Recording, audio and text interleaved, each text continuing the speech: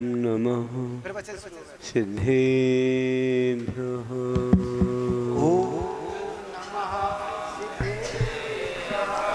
ॐ नमः सिद्धेभ्यः।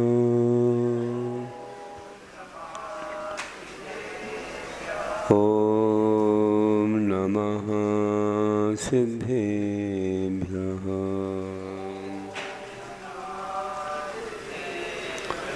मंगलम भगवान वीरो मंगलम गौतमो गणी मंगलम कुंद कुंदार्यो जैन धर्मोस्तु मंगलम सर्वमंगल मांगल्यम सर्वकल्याणकारकं प्रधानं सर्वधर्माणां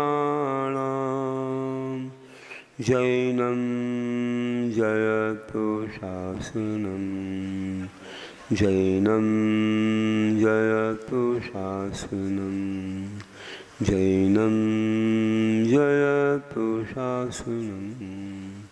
बोलिए देवादिदेव प्रथम तीर्थंकर श्री आदिनाथ भगवान की, मूलनायक श्री चंद्र प्रभु भगवान की जय। वर्तमान शासन नायक श्री महावीर भगवान की जय। अहिंसा परमो धर्म की जय। षोडश कारण महापर्व की जय। 10 लक्षण पर्युषण पर्व की जय। आचार्य गुरुवर श्री विद्यासागर जी महाराज की जय। परम पूज्य आचार्य श्री 108 आर्जो सागर जी महाराज की जय।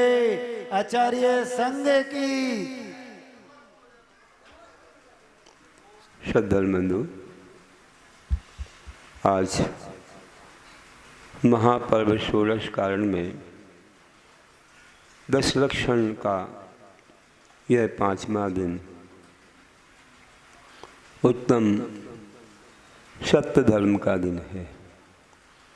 पंडित लोगों ने थोड़ा आगे पीछे वर्णन किया है, लेकिन 4 कसायों के जाने से उत्तम, क्षमा, मार्दव, आर्जव, शौच ऐसा क्रम तत्वार सूत्र का भी है।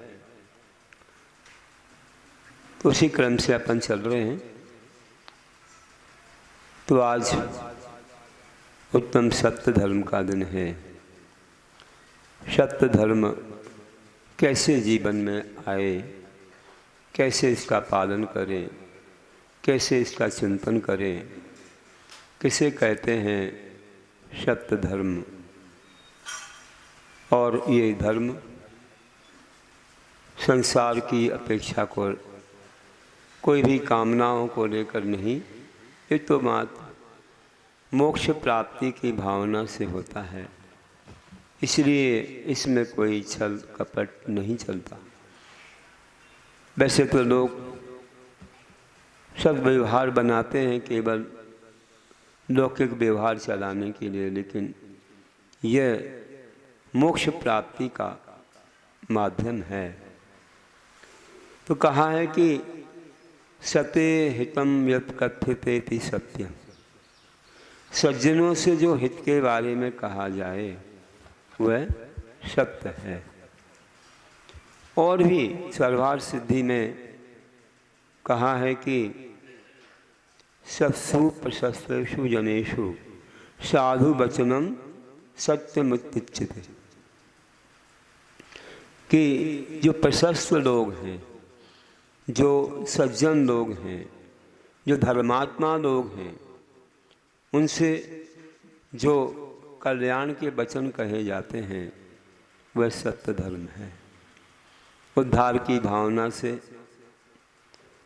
जो उनके हित के बारे में कहा जाए वो सत्य है। और भी कहते हैं, भगवती आराधना में कहते हैं, शताम साधूनाम हितम भाषणम सत्य। तो देखिए कि मुनि और उनके भक्तों के साथ आत्महित कर वचन बोलना यह सत्य धर्म है। सबसे बड़ी बात है कि सज्जन ही सत्य को समझ सकता है, सत्य को सुन सकता है और सत्य से चल सकता है। दुर्जन को ना कोई सुना सकता है, ना वो समझ सकता है, ना चल सकता है। अपने वचनों का भी कोई उपयोग मूल्य नहीं होता, इसलिए समय व्यर्थ हो जाता है, इसलिए उसको नहीं बोला जाता। साधु लोग कभी भी कहीं जाते हैं, कुछ भी देखते हैं तो हर जगह नहीं बोलते हैं। क्यों नहीं बोलते हैं? क्योंकि मैंने बोला और उसने आदर नहीं किया, कोई केयर नहीं किया, कुछ भी नहीं उसका मूल्य समझा, तो अपने वचन बेकार हो गए और अनादर भी हुआ।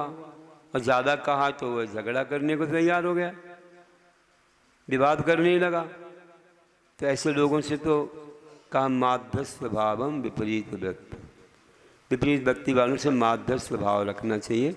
ना अच्छा ना बोला, कुछ नहीं बोलना, ज़्यादा दृष्टा बन के रहना, क्योंकि स्थिति अच्छी नहीं है, सामने वाले को पसंद नहीं है, इसलिए विवाद की स्थिति बन सकती है।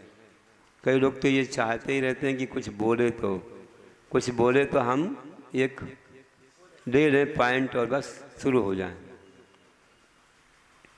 तो इस प्रकार के देखते ही रहते हैं अवसर।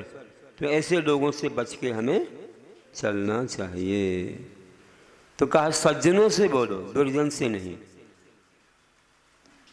आप लोग जानते तो हो कि एक बार चिड़िया समझाती है बंदर को, सब जानते हैं कि तू कैसा है, हम तो इतने छोटे होके भी अपना घर बना लेते हैं, हम छोटे होके भी अपना घर बनाते, घर में रहते हैं, तो तेरा कोई घर ही नहीं है, तो ऐसे ही बैठा रहता है कहीं भी। ये घर तो बना ले, इतनी शक्ति मेरी हाथ पैर में दे है। तो क्या कहता है, ठीक है, बनाने की तो दूर है, जा कर के उसका मिटा के रख देता है, छिन्न भिन्न कर देता है और सब अस्तित्व खत्म कर देता है। तो ऐसी बात है भैया, दुर्जनों से बोलने जाओगे तो तुम्हारे अस्तित्व खत्म करने आ जाएंगे वे। इसलिए पहाड़ से मूल मारना ठीक नहीं है, पहाड़ से मूल मत मारो बोले। तो अपन लोग वहीं पर कोशिश करते हैं, वहीं पर धर्म की बात सुनाते हैं जहाँ पर कि योग्यता है। इसलिए निवेदन करते तो महाराज लोग प्रवचन देते हैं, बिना निवेदन के प्रवचन नहीं देते, बिना बुलाए नहीं आते हैं, है ना। अपना स्वाध्याय करने तो कहीं भी बैठ जाएंगे और एक बार समझ में आ गई भावना तो फिर प्रतीक्षा भी नहीं करेंगे। लेकिन जहाँ थोड़ी सी भी लगी कि अवज्ञा है, आओ नहीं भगत नहीं नैनन नहीं स्नेह, तुलसी तहाँ न जाइए कंचन बरसे में। का जहाँ क्या बोलते हैं, आओ भगत नहीं है, कोई बुलाता नहीं है, भक्ति नहीं करता, आँखों में वह करुणा वह वात्सल नहीं दिखता है, तो वहाँ आकाश से सोना भी बरसे तो नहीं जाना चाहिए, कोई मूल्य नहीं है। क्योंकि अवज्ञा होगी अपने पद की, अपने धर्म की अवज्ञा होगी। ये भगवान के द्वारा दिया हुआ धर्म है, पद है, भेष है, इसकी अवज्ञा मत करवाओ। कोई बोलते महाराज जी यहाँ चलो वहाँ चलो, इस मंदिर चलो उस मंदिर चलो, अरे क्यों जाओ, कोई बुलाए तो जाओ। हाँ रास्ते में पड़े तो दर्शन नहीं हुआ तो कर लो। अब बिना बुलाए कहीं चले जाओ, सामने वाले को अच्छा ना लगे तो, अगर सामने वाले को अच्छा लगता तो आता ना, सामने वाले को अच्छा लगता तो भक्ति दिखाता ना। उसको तो लग ही नहीं रहा है, वो तो अपना स्वामी बन के बैठा है, वो तो कहता है कि सब मेरा है। अब बताओ उसको बुरा लगेगा, जब वो चाहता है नहीं है तो वहाँ क्यों जाओ। तो ये है कि जहाँ कहीं नहीं जाना चाहिए, कहीं भी गए लोगों को अच्छा नहीं लगा तो इसकी अवज्ञा हो। जिस किसी घर में नहीं जाते, बिना नवदा भक्ति के किसी घर में नहीं जाते, नवदा भक्ति करे तो जाएं, वो भी आहार के समय जाते हैं और बाकी जाने की आवश्यकता नहीं है। जैसे घर घर जाने लग जाए तो लोग कहेंगे अरे ऐसे ही है, कोई घर घर जा कर के आहार ले रहे हैं, घर घर जा कर के सब जगह से इकट्ठा कर रहे हैं, अन्य लोगों जैसा हो जाएगा। तो ऐसा हमारे साधु नहीं करते हैं। आरंभ सारंभ परिग्रह का भी समर्थन नहीं करते हैं कि तुम दुकान मकान सब जगह बुलाने लग जाओगी महाराज जी। तो महाराज तो पाप छोड़ के आए हैं, उन्हें क्या करना भैया। एकमात्र एक बहाने से चरण पड़ जाते हैं, आहार के बहाने से। बाकी तो महाराज जी ने घर का त्याग कर दिया है, परिग्रह का त्याग कर दिया है। हाँ, कोई जिनालय घर में हो या कोई बहुत बड़ा शुभ भंडार हो कि कोई उनको ग्रंथ खोजने की बात आ जाए कि कुछ हमें पढ़ना, तो ऐसे जाएं। ऐसे सामान्य से थोड़ी कि छोटी सी जिनवानी रख ली, महाराज जी आ जाओ। अरे ये बहाना मत करो ऐसा। तो कि आहार को गए हों तो अलग बात है। तो ऐसा नहीं करना, साधुओं का समय भी खराब नहीं करना, उनसे कोई पापों का समर्थन नहीं कराना। उनके पास पाप धोने हमें जाना है, हमें उनके पास जाना है। तो इस प्रकार से देखिए कि सज्जनों को ही धर्म सुनाया जाता है, दुर्जनों को नहीं।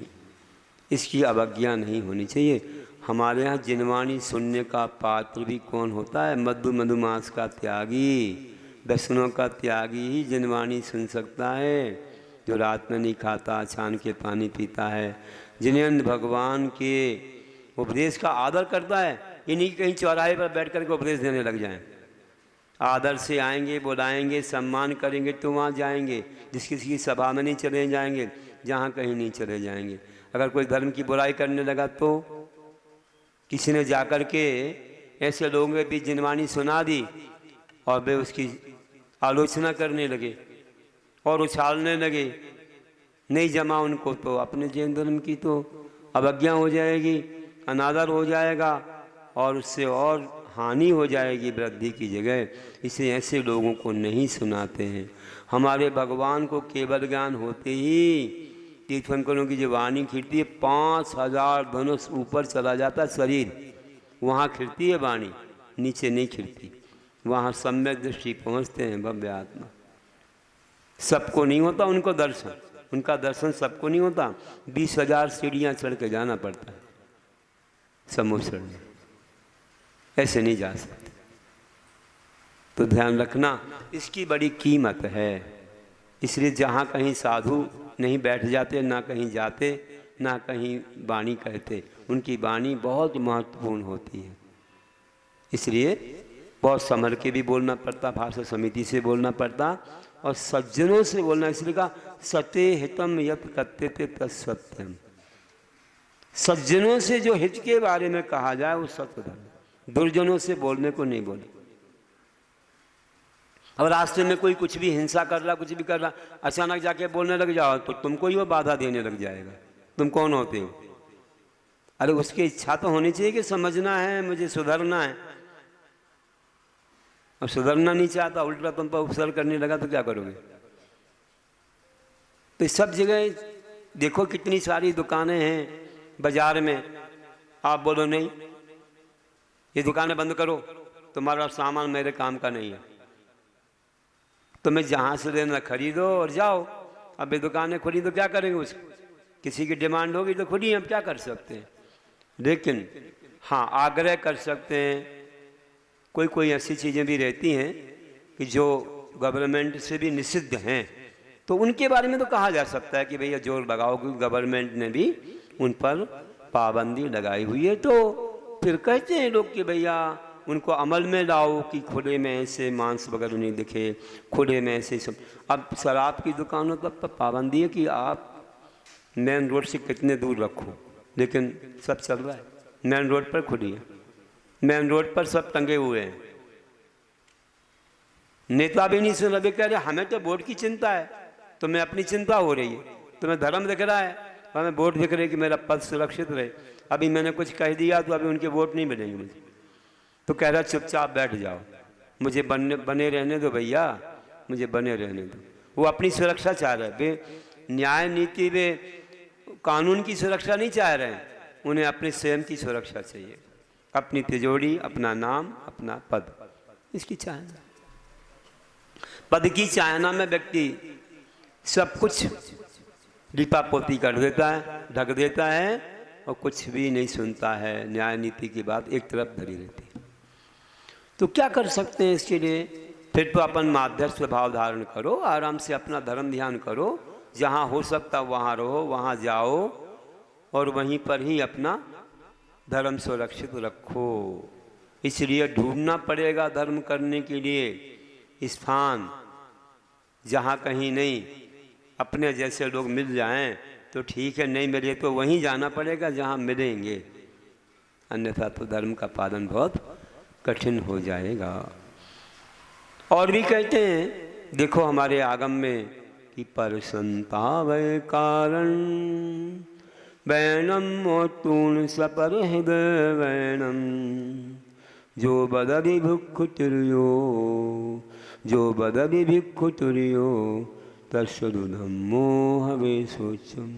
जो बदरि भिक्खु तुर्यो तस्सु धम्मो हवे सच।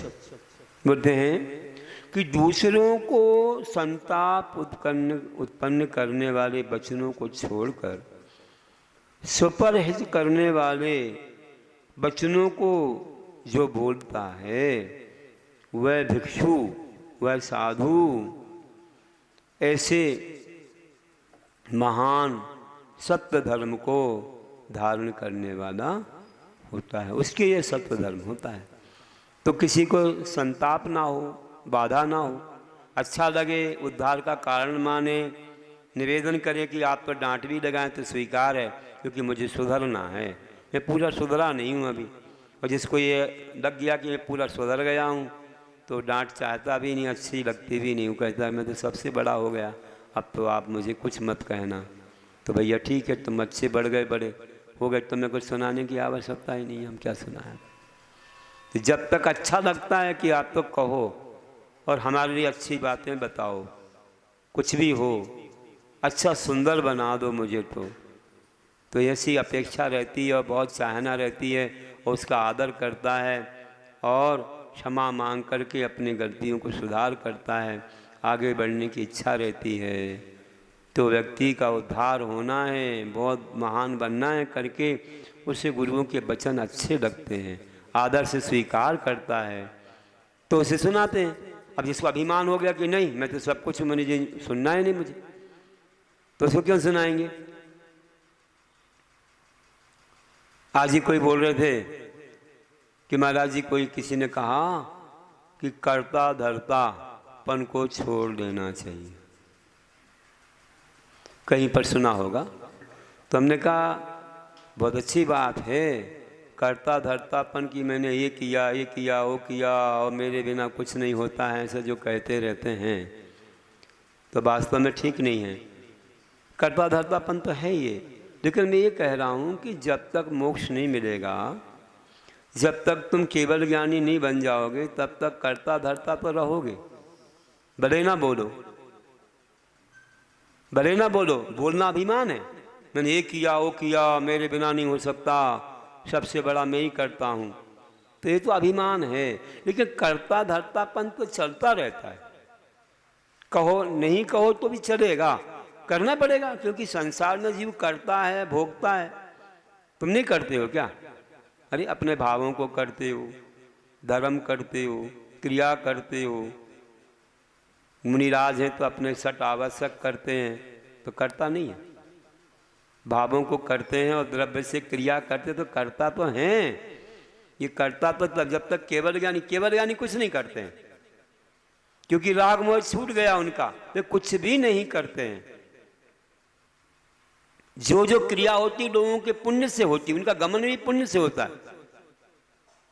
जैसे कि मेघों का गमन होता, वैसा उनका गमन होता। उनकी इच्छा नहीं कि हमें यहाँ जाना वहाँ नहीं जाना, ऐसा केवल नहीं सोचते, तो राग हो जाएगा, मोह हो जाएगा।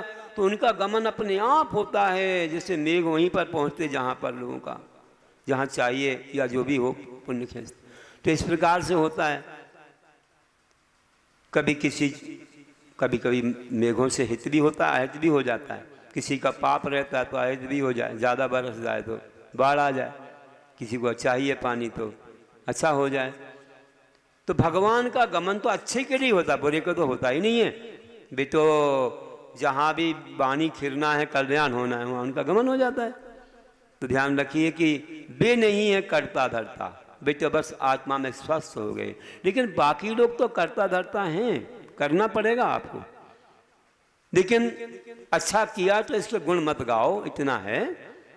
हाँ, दूसरे को शिक्षा देने के लिए कभी बोल भी सकते हो। कोई नहीं कर रहा तो बोले भैया मैंने इतना करके दिखा दिया, तुम इतना भी नहीं करना जानते हो, इतना भी नहीं कर सकते हो क्या, इतना भी नहीं कर सकते। देखो मैंने तो एक को पास कर लिया, तुम एक आसन से डर रहे हो। तो करता धरतापन का वो अभिमान नहीं हो रहा है, ये उसको शिक्षा देने के लिए कि मैंने इतना सब करके दिखाया, तुम इतना भी नहीं कर पा रहे हो।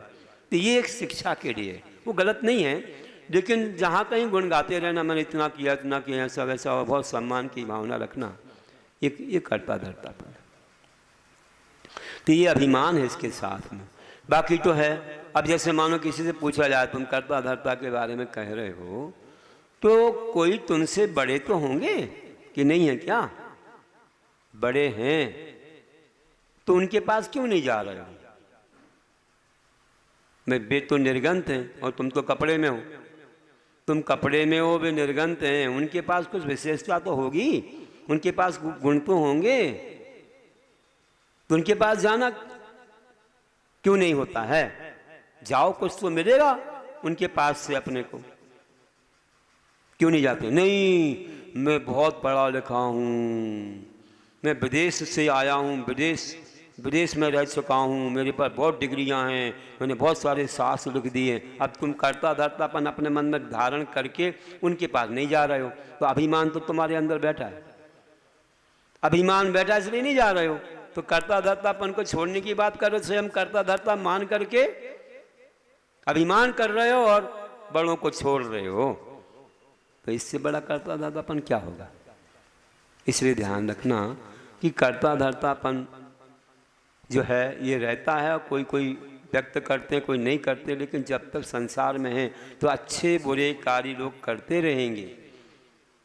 अभिमान भी होता है, इसे अभिमान छोड़ो, करो जो अच्छा करना है, उपकार करो, बोलते हैं अच्छे कार्य करो। और देखो असत्य का समर्थन होता है, असत्य का समर्थन होता है। असत्य लोग करते हैं तो पापाश्रय होता ही है, लेकिन क्रिया करते हैं तो अच्छी क्रिया करने के बाद भी असत्य का समर्थन होने की संभावना रहती है। इसलिए हमारे भगवान दीक्षा देते बोलते ही नहीं है कि कहीं ऐसा ना हो कि सदमस व्यवस्था में कोई ऐसा वचन निकल जाए या हमारे वचनों का कोई गलत अर्थ लगा दे। तो ना वे बोलते हैं ना किसी को आशीर्वाद देते हैं। हमारे भगवान किसी को आशीर्वाद भी नहीं देते।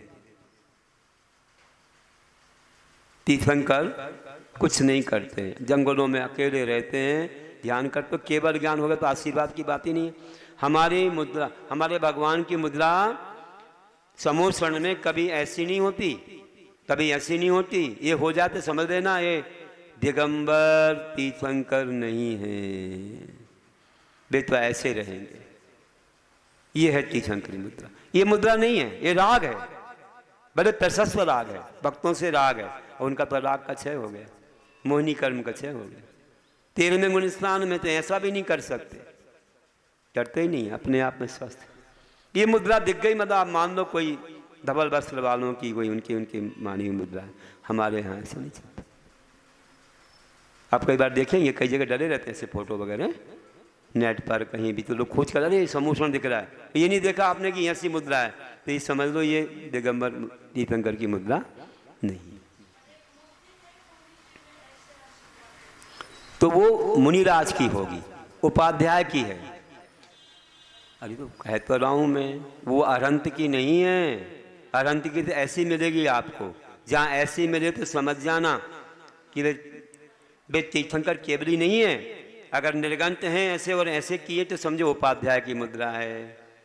मैं कह रहा हूँ तीर्थंकर की बात कर रहा हूँ, तीर्थंकर अरंत, ये दिगंबर नहीं है। अगर ऐसा कर रहे हैं, ऐसा कर रहे हैं तो दिगंबर मुनिराज हो सकते हैं, उपाध्याय हो सकते हैं, आचार्य हो सकते हैं ऐसे करने वाले, लेकिन वे भगवान नहीं हो सकते तीर्थंकर। इतना फर्क समझ लेना। और भी कहूँ कि देखो हमारे भगवान मौन हो जाते हैं छद्मस अवस्था में, इसलिए नहीं बोलते हैं। आपको कहूँ कि कई बार आशीर्वाद देने में भी गड़बड़ी हो जाती है। देना तो पड़ता है, हम लोगों को देना तो पड़ता है। एक बार क्या हुआ आपको बताऊं, सुन लो अच्छे से ध्यान से। अभी भूख तो नहीं लगाई आपको? नहीं लगाई, घर वालों को भी नहीं लगी होगी। अभी एक आसन है, आराम धीरे धीरे करते हैं लोग, आराम से बनाते हैं, खाते हैं। अच्छी भूख में खाओगे तो ज़्यादा अच्छा लगेगा, आराम से खाओगे। जल्दी कच्ची भूख में खाओ तो अच्छा नहीं लगेगा आपको। तो अच्छे एहतियात करते हैं, इसलिए गवर्नमेंट ने भी छुट्टी दी है, 12 बजे तक आओ आराम से, कोई दिक्कत नहीं है। तो एहतियात होता, धीरे धीरे अच्छे खाते हैं, मौन से खाते हैं, सबको शांत करके खाते हैं, अच्छे बैठे रहते बहुत देर तक। तो एहतियात तो उसको बोलते हैं, जल्दी खा के उठना एहतियात थोड़ी बात। तो ऐसा है, हम लोग देखते बचपन में देखते थे, हल्ला मत करो, अच्छे से पदार्थ बहुत सारे रखते थे लोगों को, और फिर बोलते थे शांति बच्चे हल्ला मत करो, धीरे धीरे करो, 1 आध घंटा लगेगा। तुम लोगों जैसा थोड़ी है, हाँ एक ही जगह बैठ के। तो बोल रहा हूँ कि सुनो एक अच्छी बात, महाराज आचार्य जी बोलते थे कि भैया कोई आए, और उन लोगों ने क्या किया कि नमस्ते किया। अब जोर जोर से नमस्ते करें, 12 जोर जोर से नमस्ते करें, महाराज जी क्या करें? तो महाराज जी ने क्या किया कि भैया जोर से कर रहे थे, ऐसे ऐसे कर दिया। तुमने बार बार किया, तुमने 1 2 3 ऐसे ऐसे कर दिया। अब सब लोग बैठ के रह गए, वहाँ बैठ गए वहाँ। अब धीरे धीरे बहुत देर बैठे रहे तो बोलते हैं अरे यार क्या करूँ, मुझे तो जाना है, मेरे तो बहुत अर्जेंट काम है। तो जाओ ना। अरे नहीं नहीं ऐसे कैसे जाएं, महाराज जी ने तो कहा बैठने को बोल दिया, महाराज ने तो ऐसा ऐसा कर दिया तो हम बैठ गए, अब कैसे जाएं? महाराज जी बोले तो जा। अब महाराज जी ने सोचा ये भगवान ये क्या हो गया, मैंने आशीर्वाद दिया, उनने सोचा बैठ जाओ। इसलिए भैया हम आप लोगों को आशीर्वाद देने में बहुत सोचेंगे कि तुम नहीं बैठ के रह गए तो क्या हो गया, है ना। इसलिए तो नहीं बैठे, नहीं तो अभी भाग जाते तुम लोग। सोच रहे हो महाराज ने आशीर्वाद दे दिया तो बैठे रहो, ठीक है समझ लो 10 बजे तक है, आशीर्वाद तो है क्या है, ठीक है। फिर तो आपको जाना ही है, इतना तो है कि भाई महाराज का 1 आध घंटा प्रवचन होना है। तो आप कुछ भी समझ लो, हमने तो आशीर्वाद आपको कल्याण के लिए दिया है। तो देखो और भी अभी आखिरी में देंगे आशीर्वाद, अभी कहाँ दिया है। प्रवचन पूरा सुनोगे तो आशीर्वाद मिलता है, जिनमानी होने के बाद नहीं, फिर ही से देने का आशीर्वाद।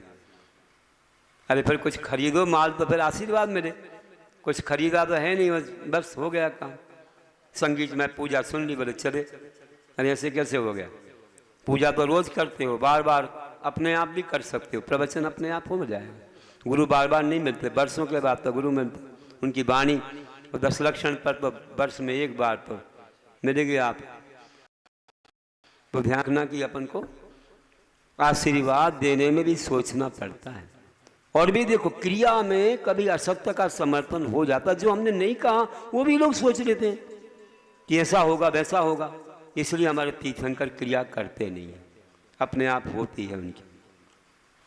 अब और देख लो और क्या होता है। एक बार जैसे महाराज जी लोग आहार लेते रहते हैं, आहार लेते हैं तो ऐसा अंजलि खुली रहती है, अब आप देते चले जाते हो, देते चले जाते हो। अब तुम्हारी हैबिट में तो ये है कि तुम तो खाते खाते बहुत हो, 1 आध घूंट पानी पी लिया, फिर बार बार पानी पीते रहते हो दिन भर। अब महाराज जी को तो एक ही बार पानी लेना कि बार बार लेना, एक ही बार लेते हैं भाई। दिगंबर साधु तो 1 बार ही पानी लेते हैं, उसी समय भाई शुरू में बीच में अंत में जो भी जितना पानी ले सकें। अच्छा गर्म पानी लेते तो ज़्यादा पिया जाता है, ठंडा ज़्यादा नहीं पिया जाएगा। तो ऐसा है, न ठंडा पानी ज़्यादा पिएगा न शक्कर वाला दूध पिया जाएगा। शक्कर वाला 1 आध गिलास में हो गया काम, नीचे रख दोगे तुम। तो बिना शक्कर को हो तो खूब पी लो, जल्दी पेट भर जाता है। इसलिए ध्यान रखो कि महाराज जी तो आहार ले रहे हैं, अब उन्हें तो ये कि पानी लेना है, बाद में तो पानी ले नहीं सकते, तो आहार के समय लेना है। तो महाराज जी ने ऐसा बंद कर दिया, ऐसा बंद कर दिया तो लोग क्या सोचें, अरे महाराज जी को ये वस्तु खराब लग रही, अरे महाराज जी को तो वो वस्तु चाहिए वो मंगा रहे हैं। अरे महाराज ने कुछ बोला ही नहीं ऐसा, बिल्कुल मौन है। अब आप गलत सोच लो तो हम क्या करें, गलत सोचो तो क्या करें। पानी के लिए तो बंद करना पड़ेगा, पानी ला के दिखाओ उनको, मौन तो है महाराज का, तुम गलत मत सोचो ये लाओ वो लाओ ये मांग रहे होंगे, महाराज कहाँ बोल रहे हैं, मौन है। गलत चीज का भी स्वभाव ले आते हैं लोग ऐसा, तो क्रिया में कई बार गलत का समर्थन भी हो जाता है। अगर महाराज बंद नहीं करें तो कई बार यथालब्ध में ऐसे हाथ खुले हमारे तीर्थंकर पे यथालब्ध होते हैं, थोड़ा लिया बैठ गए, जो दे दिया तुमने। एक महाराज जी का यथालब्ध नियम हो गया, उनको कड़वी तुमड़ी का आहार दे दिया, उन्होंने ले भी लिया और उनकी समाधि हो गई। कड़वी तुमड़ी विष होता है, जहर है वो, तो थोड़ी कड़वी लौकी आ जाए तो दिन भर उल्टी होती रहे, ध्यान रखो, इतनी खराब जहर होता है उसमें। इसलिए लोग थोड़ा सा परीक्षण कर लेते हैं। कई बार हम लोगों को आ गई, एक दो बार आ गई तो तुरंत जो मुख में आई बैठ गई, तुरंत बैठ करके कुल्ला कर दिया।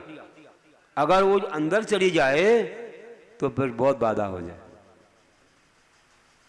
इसलिए तुरंत बैठ जाते हैं, अंतरा कर देते हैं, अंदर नहीं जाना चाहिए। तो भी मुख कड़वा लगता है, कितना कुल्ला कर लो तो भी दिन भर कड़वापन रहेगा ही मुख में। तो ऐसे कई बार गलत हो जाता है। तो अब महाराज लोग तो इसलिए बंद करते हैं कई बार कि भाई कोई वस्तु ज़्यादा पहुंच गई नुकसान करेगी, वजनदार रहेगी, तो हर वस्तु को जो ऐसी मात्रा में नहीं लिया जाता कि सब कुछ बराबर मात्रा में ले लो, ऐसा नहीं चलता, क्योंकि शरीर वैसा नहीं है। तीर्थंकरों का शरीर अलग था, उत्कृष्ट सहनन वाले सह लेते थे, आज वैसा सहनन नहीं है।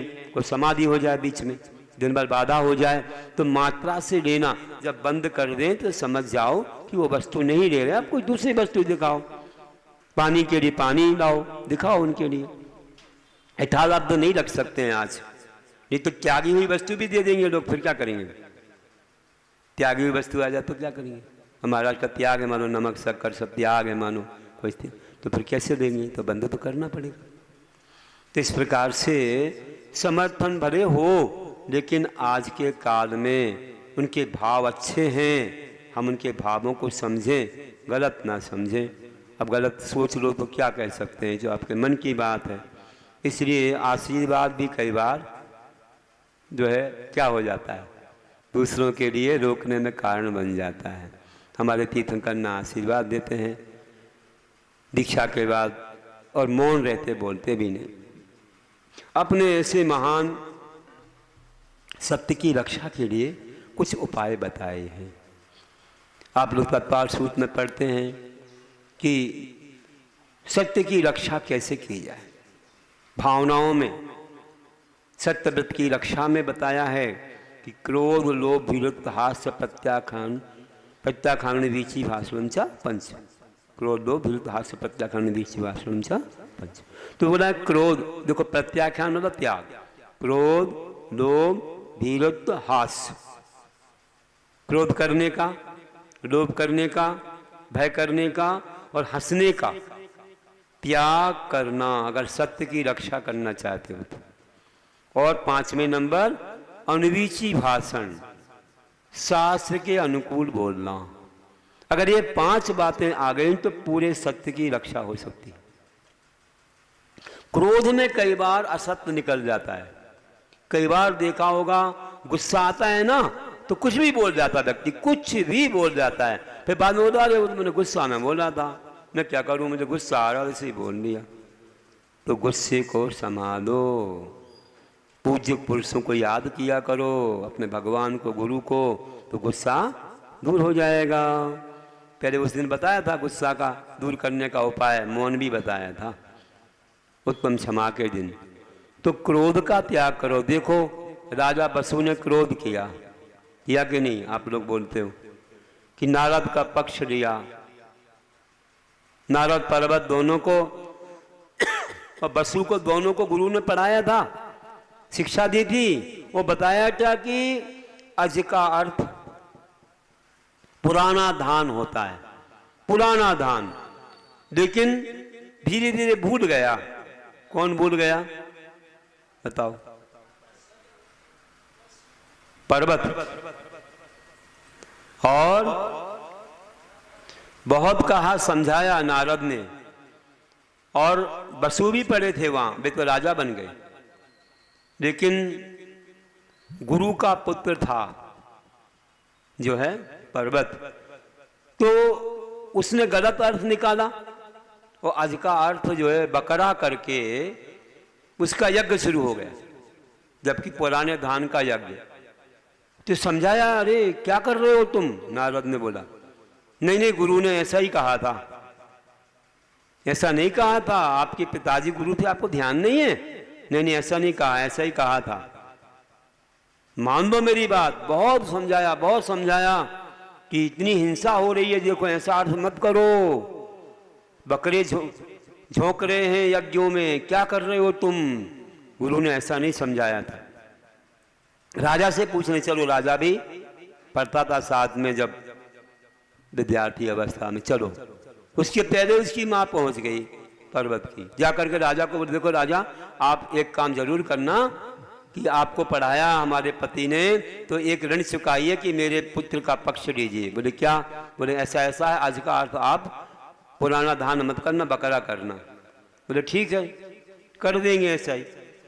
जब वहां पहुंचे लोग तो राजा ने सुना, फिर लोग बोलने लगे, देखो राजा ने ऐसा है वैसा है, आप मान लीजिए। राजा को गुस्सा आ गया और उसने गुस्से में आकर के कह दिया, नहीं ऐसा ही होता है, तो मानते नहीं हो, तुम्हारा ऐसा कर देंगे वैसा कर देंगे। खूब गुस्सा आया। तुरंत जो ही उसने झूठ बोला उस आसन के ऊपर, तो आसन सहित धस गया नीचे और मरण करके वह नरक में चला। तो बसु की ये कहानी है। असत्य बोलने से, क्रोध में असत्य बोला तो नीचे गया। लोभ से भी असत्य बोलते हैं कई लोग, और लोभ से कोई भी ऐसा, एक जगह एक माँ का पुत्र था और बहुत सुंदर था, बहुत सुंदर पुत्र था, और सब लोग खिलाते थे, पूरे मोहल्ले के लोग ऐसे बिल्कुल फूलों के समान उठा के ले जाएं। और हुआ है कि कोई ले गया और लेकर के, एक माँ के पास पुत्र नहीं था, एक महिला के पास पुत्र नहीं था, उसने कहा इसको खूब खिला पिलाओ, अपना बना दो। अब उसको खूब खिलाया पिलाया तो बच्चा सोचने लगा यही मेरी माँ है। अब वो माँ सोचती कि चलो कोई बात नहीं, मैं अपना काम धाम कर लेती हूँ, वहाँ जाता है तो चलो अच्छा है, तुम कोई खिलाते पिलाते हैं तो कोई बात नहीं, मेरे काम में बाधा नहीं। तो धीरे धीरे तो क्या किया, उसको रात में भेजना भी बंद कर दिया, अब लाती ही नहीं। तो बोला मेरा पुत्र है, क्यों मेरे पास नहीं लाते? नहीं मेरा पुत्र है। अब झगड़ा होने लग गया। बच्चा भी कहता मैं वहीं जाऊं, वहीं खाने पीने मिलता था। जैसे आजकल के बच्चे नौकरानियों पर आधारित हो जाते हैं, उनको खिलाती पिलाती हैं, दोनों लोग सर्विस करने जाते हैं, नौकरानी खिलाती पिलाती, तो नौकरानी को माँ मानने लग जाता है। माता पिता से उतना स्नेह नहीं रहता, फिर बड़े होने के बाद वो छोड़ के विदेश चला जाता है। बोले तुमने किया ही क्या है मेरा, तुमने नौकरों पर रखा, नौकर तुम्हारी सेवा करेंगे, हम तो चले, तुम स्वयं संभालो, स्नेह दो तो तुमको संभालेंगे, नहीं तो छोड़ के चले जाएंगे। वहीं से टाटा हलो हलो करेंगे, तुम चले भी गए ऊपर तो कहेंगे टाटा हलो हलो, सुहा करो, टाइम नहीं है, टिकट नहीं मिल रहा है, और नहीं तो सुनते ही भागते आते हैं। अगर तुम्हारा स्नेह अच्छा है तो ध्यान रखना, जितना स्नेह आप दोगे, समय दोगे, उतना ही काम हो। अब हुआ है कि वो बेटा ही बोलता कि हमें वहाँ जाना है, उसके पास ही जाता, अपनी ओरिजिनल माँ के पास जाता नहीं। फिर राजा के पास पहुंचे, देखो लोभ से असत्य बोल दिया कि मुझे पुत्र मिल जाए, इसे असत्य बोले कि मेरा पुत्र है, अब कौन निर्णय करे। फिर राजा के पास गए तो राजा ने कहा कोई बात नहीं, चलो दोनों लोग खड़े हो जाओ, यहाँ एक तलवार लेके आओ, सेवक लोग तलवार लेके आओ, इस पुत्र के 2 पीस कर दो, इस पुत्र के 2 टुकड़े करो। अरे जिसका पुत्र था वो रोने लगी, अरे नहीं मत करो, मेरा नहीं है, दे दो उसको दे दो, मुझे नहीं चाहिए, मुझे उसे 2 टुकड़े मत करो। और दूसरी मौन खड़ी रही, क्या कर दो तो कर दो, ना मेरा ना उसका। राजा समझ गया जिसने 9 महीने अपने कुख में रखा है वो पुत्र का मरण नहीं चाहेगी। उसने कहा दे दो 2 टुकड़े मत करो, उसी का ये पुत्र है, उसको दे दो, इसको मत दो। समझ गया राजा कि देखो उस माँ के अंदर करुणा है। ये परीक्षा की थी राजा ने, 2 टुकड़े नहीं करना थे, लेकिन परीक्षा की थी किसके अंदर करुणा भाव है। तो कई बार लोभ से भी लोग झूठ बोल जाते हैं, कई बार भय से बोल जाते हैं। एक राजा ने देखा महल के ऊपर से चारणरुद्धि महाराज जी जा रहे थे। चारणरुद्धि महाराज जी गमन हो रहा था, और गमन होते हुए देखा ऊपर से नमस्ते नमस्ते बोला, महाराज जी थोड़े नीचे आ गए, आशीर्वाद दे दिया और चले गए। वहीं पर एक सेवक भी था, मंत्री कहो जो भी, उसको कहा देख कितना अच्छा हुआ, आज मुझे मुनियों के दर्शन हो गए ऐसे आकाशगामी चारणरुद्धि महाराज जी के। अब तो तुम एक काम करना, अपन सभा में सबको सुनाएंगे। ठीक है। अब वो जो मंत्री था वो अन्य मतावलंबी था, वो अपने गुरु के पास गया, जाकर के वहाँ बताया कि ऐसा मैंने देखा। गुरु बोला अरे ऐसा मत कहना, ऐसा मत करना, दूसरे का प्रचार हो जाएगा, उनका नाम बढ़ जाएगा, तू ऐसा मत कहना, समर्थन मत करना। हुआ है कि जब राजसभा लगी, राजा ने सुनाया और पक्ष के लिए बोल दिया, ये देखो इसने भी देखा था, मंत्री ने, पूछ लो। तो खड़ा हुआ बोला ऐसा हो सकता है क्या, कोई आकाश में उड़ सकते हैं क्या, ऐसा होता ही नहीं है, राजा तो ऐसे ही बोल रहे हैं।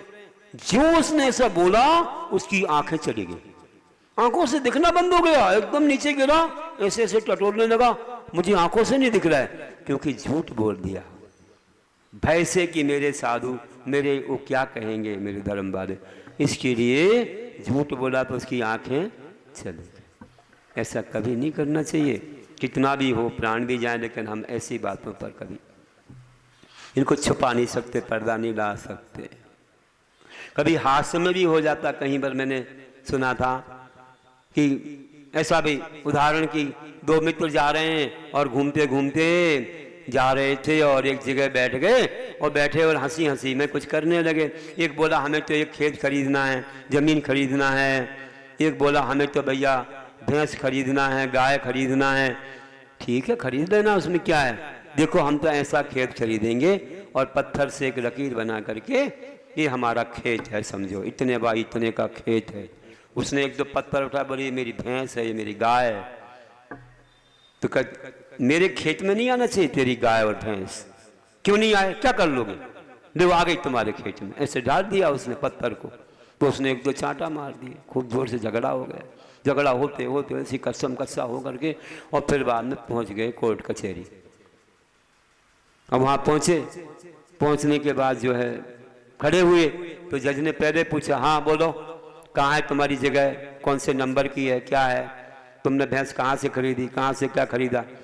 अब कुछ है तो है नहीं, ना खेत था और ना भैंस थी। बोला ऐसा ऐसा हुआ, बुलाओ पुलिस को, मारो डंडे इनको, ना खेत ना भैंस, और हंसी हंसी में लड़ाई हो गई, असत्य बोल दिया। ऐसे कई बार लोग बेफालतू बैठे रहते हैं ना, जिनको कोई भी काम धाम नहीं है, ऐसे बेफालतू मजाक में बैठते हैं और मजाक में बोलते बोलते झगड़ा कर लेते, मारा मारी हो जाती है। तो भैया ऐसे हास्य को भी छोड़ो, हंसी मजाक में कई बार बड़े बड़े अनर्थ घटते हैं, तो आप लोग बेफालतू मत बैठा करो, कम से कम अरहंत सिद्ध तो किया करो, इससे आपके जीवन की रक्षा होगी। इसलिए ध्यान रखो कि हम लोगों को अपने बचनों को अच्छा संभाल के रखना है।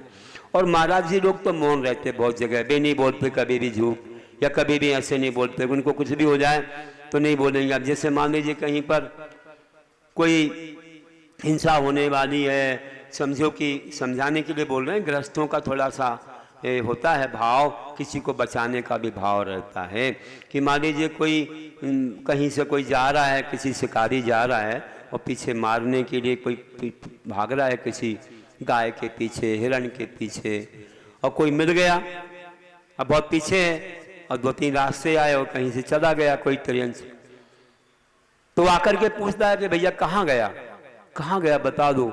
अब तुम्हें क्या लगता है, तुम सही बता दोगे तो मारेगा उसको, और दूसरा कोई रास्ता बता दोगे तो बच जाएगा। तो तुम तो कह दोगे कि भैया दूसरे रास्ते, तो बच गया, है ना।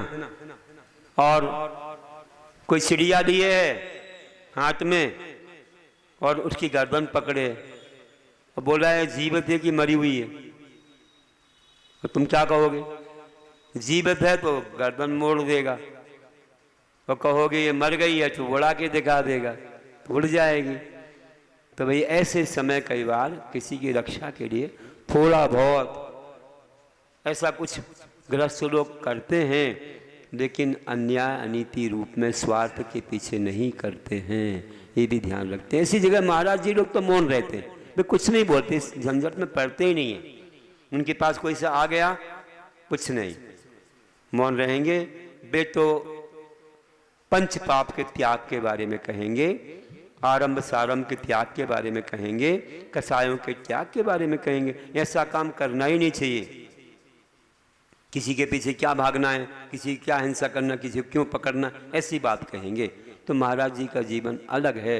वे दुर्जनों से बोलते ही नहीं हैं, कसाईयों से बोलेंगे ही नहीं, वे तो सज्जनों से बोलेंगे जो अच्छे काम करते हैं, बाकी इस झंझट में पड़ेंगे नहीं। तो वे महाव्रती हैं और आप अनुव्रती होते हो, तो आपके लिए कुछ थोड़ा बहुत ऐसे अहिंसा के निस्वार्थ भावना से कुछ बोलने में चल जाता है। लेकिन स्वार्थ से बोल रहे हैं आप लोग, तो उनको तो बहुत पाप लग रहे हैं, अपने पराये का पक्ष ले लेते हैं।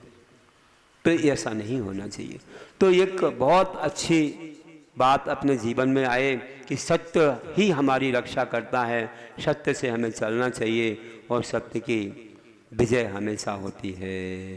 तो ध्यान रखना, जैसे जहाँ सत्य है वहीं पर धर्म है, जहाँ सत्य नहीं वहाँ धर्म नहीं।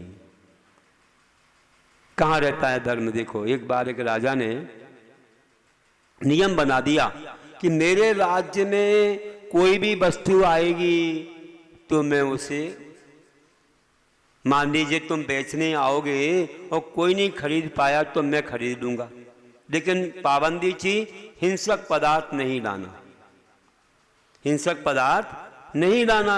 नियम बना दिया, ना बिकेगा यहाँ, अहिंसक चीज रहे तो कोई बात नहीं। लेकिन एक बात का ध्यान नहीं रखा राजा ने, भूल गया। अब लोग वहां ले आए, अहिंसक सामग्री तो लाए थे, लेकिन सब सामग्री लाए, बहुत बिकी, सब हुआ, लेकिन एक सामग्री बिकी नहीं, किसी ने भी नहीं खरीदा। जो देखे वो भाग जाए, जो देखे वो भाग जाए। अरे भैया, ये मेरे घर में आ गया तो मेरा सब कुछ चला जाएगा, मुझे नहीं खरीदना।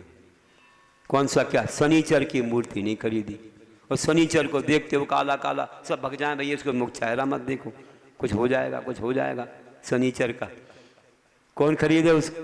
और बिकाई नहीं शनिचर। अब शनिचर को लेके वह राजा के पास आ गया, बोले राजा, हे राजन, आपने बोला था कि जो है हम खरीद लेंगे इसको, तो आप खरीद लीजिए। हमारी किसी ने खरीदी नहीं वस्तु, हमारी मेहनत तो बेकार हो गई। तो राजा बोला, अरे अब क्या करूं मैं, शनिचर मैं भी कैसे रखूं, मेरे वैभव का क्या होगा, मेरे वैभव का क्या होगा। फिर भी उसने कहा, अपने सत्य की तो रक्षा करना पड़ेगी। चलो मुझे पूजना नहीं है, मैं तो पूजता नहीं हूं, लेकिन इसको कहीं तो भी चलो एक तरफ रख दो, कोने में रख दिया और उसको दाम दे दिया और चला गया। अब लक्ष्मी आ गई सामने, लक्ष्मी आ गई, हाथ जोड़े खड़ी, सारा धन वैभव, सारे खजाने। लक्ष्मी आ गई, बोली, मैं चली राजा। क्या हो गया? जहां शनिचर रहता है वहां मैं नहीं रहती, मैं तो जा रही हूं। सब खजाने खाली हो रहे। अब लक्ष्मी जाने लगी, लक्ष्मी जाने लगी तो राजा सोचना, अब क्या करूं मैं, पूरा वैभव खाली, अब कुछ नहीं रहेगा, सब खजाने खाली हो जाएंगे। लक्ष्मी जा रही है, उसको कहा, देखो मैंने इसको पूजने को नहीं लिया, मैंने इसको नहीं बुलाया, ऐसा स्वागत सम्मान नहीं किया, ये तो ऐसा नियम मैंने लिया था, उस सत्य की रक्षा के लिए इसको स्थान दिया है, ना कि मैं इसका कोई उपासक हूं या कुछ कभी इसको अलग भी कर दूं। लेकिन मेरे इसके प्रति कोई श्रद्धा नहीं है, तो मैं जाना तो जाओ, मेरा तो सब त्याग है वैसे ऐसे पूजा का, मैं तो वितराग का उपासक हूं। ऐसे करके राजा ने कहा, तो मैं जाना तो जाओ, अपने सत्य की रक्षा के लिए मैंने इसे रखा है, मैं शनिचर को नहीं मानता हूं। लक्ष्मी चली गई, सब खाली हो गए खजाने, चली गई और राजा ऐसे ही रह गया। उसने कहा, कोई बात नहीं, सत्य धर्म की रक्षा मैंने की है, अब जो होगा तो होगा। और लक्ष्मी गई, पूरे देश में गई, सब जगह परीक्षा की कि कौन सत्यवादी है, उसके पास में रहूंगी। पूरे देश में गई, कहीं सत्यवादी नहीं मिला। आखिर में सोचा कि जिसने अपने सत्य की रक्षा के लिए लक्ष्मी की परवाह नहीं की। वही व्यक्ति है धर्मात्मा, उसी के पास रह सकते हैं और कहीं पर नहीं। आखिर लौट करके वहीं आ गई और उसी राजा की शरण में आकर के उसको स्थान मिला। तो जो सत्यवादी होता है उसी के पास वैभव भी टिकता है। नहीं तो कहते हैं कि अन्यायोपार्जितम वित्तम 10 वर्षे नितिष्ठति प्राप्ति से 11 वर्षे समूलम तस्विनश्यति। तो कहते हैं कि अन्याय से उपार्जित धन अधिक से अधिक 10 वर्ष रहता है, अधिक से 10 वर्ष, नहीं तो जल्दी भी निकल जाए। और 10 वर्ष हुए तो मूल और चूल सब चला जाता है, कहाँ ना कहाँ से वो निकल ही जाता है। और कितना हानि करके जाता है पूछो मत, दीन दरिद्री करके भी चला जाता है, बड़ी बड़ी घटनाएं घट जाती है। समूलम तद विनश्यति, और सब विनाश को प्राप्त हो जाता है। इसे अन्याय मत करो, आराम से धीरे धीरे आगे बढ़ो। एक महान आत्मा हुई अपने देश में, कई ने कहा कि अरे ऐसा क्यों कर रहे हो, अस्त्र शस्त्र ले हो तो स्वतंत्रता मिलेगी। उनने कहा भैया हमारे विकास में 1 वर्ष की अपेक्षा 10 वर्ष लग जाएं, लेकिन हमारे साधन पवित्र होंगे। हमें जल्दी जल्दी ऐसा हिंसा करके काम नहीं करना है, नहीं तो बुराइयां होगी तो फिर कोई देखेगा हमारे लिए, मौका देख के फिर बाहर करेगा। हमें तो दिमाग से काम करना है, हमें अहिंसा से काम करना है, हमें उनके मन को जीतना है, अपने संस्कृति को आगे बढ़ाना है, अपनी लाइन को बड़ा करना है। किसी की मिटाने की अपेक्षा अपनी लाइन को बड़ा करो, इसी में उद्धार है। तो सत्य में सब कुछ छुपा है और सत्य किसी से छुपा नहीं है। सच्चाई छुप नहीं सकती झूठे असूलों से, और खुशबू आ नहीं सकती कागज के फूलों से। तो भाई आप सत्यवादी हो, आपके सत्य को कोई जानता नहीं है, लेकिन ऐसा होता है क्या कोई नहीं जाने? सत्य छुप सकता है? नहीं छुप सकता है। सत्य को कौन देख रहा है? कौन देख रहा है? आप ताला लगा के भी पाप करो तो भी देख रहा है। कौन देख रहा है? अपनी आंखें, अपना कर्म, और कौन? केवली भगवान तो देख रहे हैं। इन 3 से कोई बचा है क्या? कोई नहीं बचा। कितने भी आप कुछ भी कर लो, चाहे वज्र के पटल लगा लो तो भी दिख रहा है। गुरुजी ने पढ़ा दिया अपने विद्यार्थियों को, पढ़ाने के बाद 4 विद्यार्थियों की परीक्षा की। लो आओ यहाँ, ये चने ले लो। वे तो कपड़े वाले गुरुजी हैं, परीक्षा कर रहे हैं कि मैंने इतना पढ़ाया, तुमको सब सिखाया, अन्याय अनीति से कितने हमारे लिए दुख मिलते हैं और न्याय नीति में क्या है, सत्य क्या होता है, सब तुमने समझा, कर्म सिद्धांत भी समझा। लो ये चने ले लो और खा करके आओ। हाँ गुरुजी ठीक है, सबको 1-1 मुट्ठी चने दे दिए और कंडीशन लगा दी कि जहां कोई ना देखे, जहां कोई ना देखे वहां जाकर खा के आना। एक चला गया, अब चारों ही गए वैसे, लेकिन एक ने नगर के बाहर देखा, हम ही लोग थे, यहाँ तो कोई भी नहीं है, जंगल शुरू हो रहा है, यहाँ से कोई नहीं है, चलो यहाँ से खाओ और जल्दी पहुंच जाओ गुरु के पास। जल्दी खा के आ गया। दूसरा सोचा नहीं भैया यहाँ नहीं, कोई अचानक आ जाए देख ले तो क्या होगा। तो जंगल के बीच में गया और वहां खा करके आ गया। बोले यहाँ कोई नहीं आ सकता, बिल्कुल घनघोर जंगल है। तीसरा सोचता नहीं भैया यहाँ नहीं, चिड़िया वगैरह देखेंगी, कोई देखेगा, तो अपन गुफा के अंदर चलो। तो गुफा के अंदर गया और खा के आ गया। हो गया ना काम। चौथे नंबर बोले भैया ठीक है, चिड़िया बढ़िया कोई नहीं देख रही, लेकिन मैं तो देख रहा हूं, कर्म तो देख रहा है, भगवान तो देख रहे हैं। गुरु ने कहा कोई ना देखे, जैसे कैसे हो सकता है? तो बिना खाए वापस आ गया। गुरु जी से बोला गुरु जी हमसे नहीं हुआ, ये आपके चने वापस ले लो। क्या हुआ और बाकी क्या हुआ? एक बोला मैं तो नगर के बाहर गया और जंगल में खा के आ गया। जंगल शुरू हो रहा था, बोले कोई नहीं था, हम ही लोग थे बस, हम तो सबको मालूम ही था, छुपाने की कोई बात नहीं थी, तो हम खा के आ गए। दूसरे का बोले गुरुजी वहां तो कोई अचानक आ जाता तो इसलिए हम जंगल के बीच में गए फिर खा के आए। तीसरे बोले नहीं गुरुजी वहां भी चिड़िया भी कोई देखती तो हम गुफा के अंदर, वहां कोई भी नहीं था, बिल्कुल एकांत था, वहां खा के आए। चौथा बोला गुरुजी ये काम हमसे नहीं हुआ, हमसे नहीं हो सकता, आपने हमें शिक्षा दी है, बहुत पढ़ाया है, आपने कहा कोई ना देखे, सबसे पहले तो हम ही देख रहे, हमारी आंखें देख रही, दूसरा हमारे कर्म, हमारा कर्म देख रहा, जो भी हम कार्य करते हैं वैसे कर्मों का बंद हो जाता है। और तीसरा केवली भगवान, आपने पढ़ा है कि सर्वज्ञ होते हैं, पूरे विश्व को जानते हैं, देखते हैं, सब दिखता उनकी आंखों में। तो गुरुजी वे भी देख रहे थे, तो आपने कहा कोई ना देखे थे, ऐसे कैसे हो सकता? तीन तीन आंखों से दिख रहा हूँ मैं, तो स्वयं और कर्म और भगवान। इसलिए मैं खा के नहीं आया, आपके चने वापस दे रहा हूँ। बस उनने कहा चलो वापस, क्या चाहिए? तुम पास हो गए, बाकी 3 फेल हो गए। तुमने जाना कि वास्तव में सत्य क्या होता है, तुमने समझा है, बाकी सत्य को समझ नहीं पाए लोग।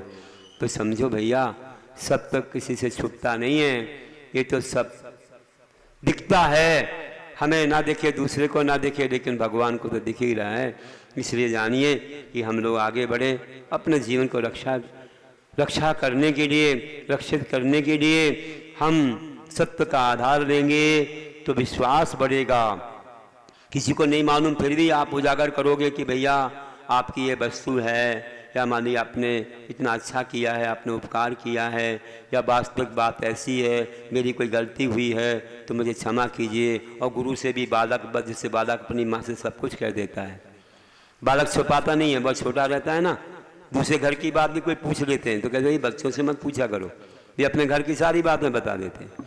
उनके अंदर छुपाने का वो रहता नहीं, कसाय नहीं रहती, आगे बढ़ के कसाय ज़्यादा होती है। इससे बच्चों को दंड थोड़ा दिया जाता है और बड़ों को ज़्यादा मिलता, कसाय ज़्यादा बढ़ जाती है। तो ये माया, चार, छल, कपट, बेईमानी बड़े होने पर ज़्यादा आती है। जितने दिमागदार हों उतनी ज़्यादा आती है, और जितने पढ़े लिखे उतनी ज़्यादा आती है। कई शहरों में बहुत दाव पेंच वाले लोग रहते हैं, गांव में थोड़े सरल स्वभावी रहते हैं, अच्छे रहते हैं, सुन लेते हैं, दाव पेंच नहीं करते, लोभ भी नहीं रहता। तो जितनी बड़ी जगह जाओ दाव पेंच वाले लोग रहते हैं। महाराजों को भी कमाई का साधन बना देते हैं। महाराज जी कोई लाभ होगा तो बुलाओ, नहीं तो मत बुलाओ महाराज जी को। छोटे गांव में भक्ति रहती है, अरे बुलाओ भैया, हमें क्या चाहिए? कुछ नहीं, हमें तो भक्ति चाहिए। कई बड़ी जगह पर लोग दाव पैसे वाले हैं, अरे महाराज जी से लाभ हो, अच्छा धन पैसा मिले तो महाराज को बुलाओ। भक्ति उक्ति से कोई मतलब नहीं है। बड़े लोग तो सबसे पीछे रहते, छोटे बड़े लाभ दे दें, बड़े सबसे पीछे रहेंगे। क्यों? उन्हें तो धन से मतलब है। अगर बोलियाँ लग जाएं तो बैठ जाएंगे, बोली नहीं लगे तो भी नहीं आएंगे। सामान लोग जनता लाभ देगी, वे तो जब आएंगे जब कैमरा, फोटोग्राफर, अच्छे माइक माला, मंच, सम्मान या बोलियां लगे तो सब बैठ जाएंगे। और जब सामान लेते, सामान जनता का काम है, हमारा तो काम नहीं है। हमारा तो इससे काम है। बड़ी बहुत पढ़े लिखे रहते हैं, बहुत दिमाग लगाते हैं, दाव पैंच वाले रहते हैं, इसलिए संभल के जाना पड़ता है। तो उनके लिए भी सीधा करने का उपाय अपने पास हो, अपने पास भी ऐसी वाणी हो, अपने पास तरीका हो तो उनके पीछे जाके बैठो, नहीं तो अपन ठगे जाओ। हो गया काम, काम तो बन नहीं पाएगा, लोग लाभ तो दे नहीं पाएंगे और काम तमाम हो जाएगा। इसलिए पुराने महाराज चाहिए, पुराने साधु चाहिए, अच्छे से बोलने वाले चाहिए, अच्छे से उनको समझाने वाले, ऑपरेशन करने वाले चाहिए, नहीं तो काम का गड़बड़ हो जाएगा। तो बैलेंस संभाले रखना पड़ता है। फिर उनका उद्धार, उनका कर्म जाने, उनका क्या होगा वो जाने। फिर तो ऐसे कुछ रहते ही हैं हर जगह, क्या कर सकते हैं। तो विचार करिए कि विश्वास बढ़ता है सत्य से। अपन सत्य से चलो, सीधे सीधे चलो, तो आज नहीं तो कल तुम्हारी कीमत होगी। तुम सत्य से चलते रहे तो जरूर व्यक्ति वहीं वापस आएगा तुम्हारे पास, जैसे लक्ष्मी सब जगह फिर करके उस राजा के पास ही वापस आ गई। बोले सत्य जहाँ है वहीं शरण है और कहीं नहीं है। तो ध्यान रखिए कि अन्य क्षेत्र कृतम पापम धर्म क्षेत्र विनश्यति, और धर्म क्षेत्र कृतम पापम वज्रदेपो भविष्यति। अन्य क्षेत्र में पाप किया, यहाँ क्षय होता है। यहीं तुम छल कपट बेईमानी करो, ना देखो कि कौन क्या है, किस रूप में है, किसकी क्या अवस्था है, किसकी क्या स्थिति है, और सबकी मर्यादाएं, सबके पद, सबके एक सीनियरिटी, एक उनके सब कुछ गुणों के उससे चलोगे तो तुम्हारा कल्याण होगा। और तुम मानो ख्याति लाभ पूजा देखते रहो, किसी का अभिनय कर दी, किसी का अपमान कर दिया, तो तुम्हारा कर्म तुमको नहीं छोड़ेगा। तुम भीड़ भाड़ को मत देखो, लेकिन ये देखो कि किसी की अभिनय तो नहीं हो रही, किसी को हम नीचा तो नहीं दिखा रहे हैं। अगर तुम पैसे के पीछे भागते रहे, नाम ख्याति को भागते रहे, तो तुम्हारे लिए सत्य नहीं तुम पा सकते हो, सत्य की रक्षा तुम नहीं कर पाओगे, पुण्य नहीं मिलेगा, बल्कि राजनीति से अविश्वास बढ़ेगा। फिर कभी दोबारा कोई तुम्हारा साथ नहीं देगा। विश्वास बढ़ता है सत्य से, आत्मीयता बढ़ती है और अपना विशाल समुदाय होता है और सद्गति की प्राप्ति होती है। कहीं भी सत्यवादी चला जाए विश्व में, उसकी रक्षा के लिए धर्मो रक्षति रक्षता, जो सत्य धर्म की रक्षा करेगा, धर्म उसकी रक्षा कहीं भी जाए विश्व में होगी होगी होगी। ऐसे समुद्र में भी रक्षा होगी। देखो हमारे श्रीपाद समुद्र में कूदे और जहां भी गए उनकी रक्षा हुई, चाहे हमारी चंदन वाला, चाहे कोई भी, देखो जंगलों में अनंतमती, वहां मिल गए देवता, रक्षा कर दी, सीता की भी रक्षा हुई क्योंकि सत्य था। आप उसको मत छोड़ो, आप भीड़ को मत देखो, आप ये देखो कि मेरे पास सत्य है, भीड़ तुम्हारे पीछे आएगी, भले देर लगेगी लेकिन अंधेर नहीं होगा। इसलिए जहां जाए पर सत्यवादी, जहां जाए पर सत्यमार्गी निज रक्षा को वह पाता है। सभी अपरिचित साथी बनते, सभी अपरिचित साथी बनते, उनसे सेवा पाता है। जंगल व परदेशों में भी जन जन को वह भाता है और सत्य धर्म से जन जन को वह उत्तम गति ले जाता है, और सत्य धर्म से जन जन को वह उत्तम गति ले जाता है। तो जो विश्वास बढ़ाता उत्तम, ये जो विश्वास बढ़ाता उत्तम, सत्य धर्म कहा जाता। इसी धर्म में सच्चा सुख है, विजय पताका फहराता। सज्जन लोगों से अतिवर में हितकारी शुभ वचन कहें, न्याय नीति से चले भविष्य में, शिवपथ से शिव सौख रहें।